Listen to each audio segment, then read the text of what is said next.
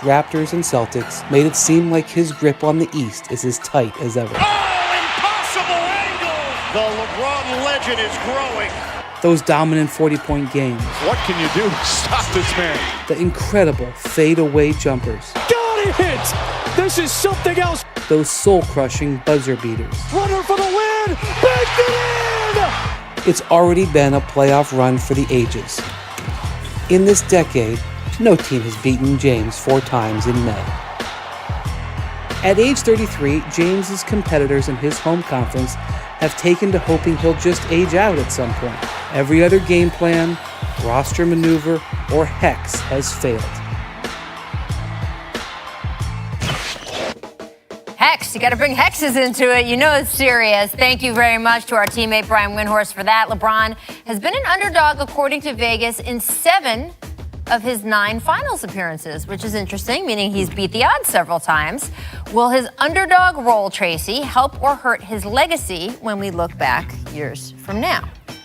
Like, will we look at okay, he was 3-6 or 3-7 in the finals, or will we look back of, hey, he got there X 9 times? No, I mean, I think when you try to compare him to be the best ever, and that's comparing against Michael Jordan, then yes, that would be taken into consideration, him being 4 for 6 or 3 for whatever. Right. But I don't think it'll hurt his legacy. I mean, his legacy to me is solidified. You know, he's won 3 championships, but the one that he won in Cleveland trumps any championship that he won in Miami. And for him to go back and do that against a team like Golden State Warriors, to me, solidify who LeBron James is and his legacy forever. So whatever happens from this point on is just going to enhance it. And I don't think him losing this championship, if it was to happen, is going to hurt it. I agree with you. I think if he wins this championship, obviously it enhances it even more because of the fact that the odds are so against him. Yeah. You know, he's a one-man band. There's no doubt about that. He just goes out there, he plays on a different level than everybody else, and he has to, carry guys to a certain extent to win championships. He's only had, the Miami team where you have a Chris Bosh and Dwayne Wade. You have those type of, superstars with you to give you obviously a greater chance to win championships. But when you take a Cavs team, as we look at this year, to the NBA Finals, I think that in itself has solidified the greatness of LeBron James. And I think the only thing he can do right now is to even get that to a higher standard or a higher point where we're all talking about how great this guy is.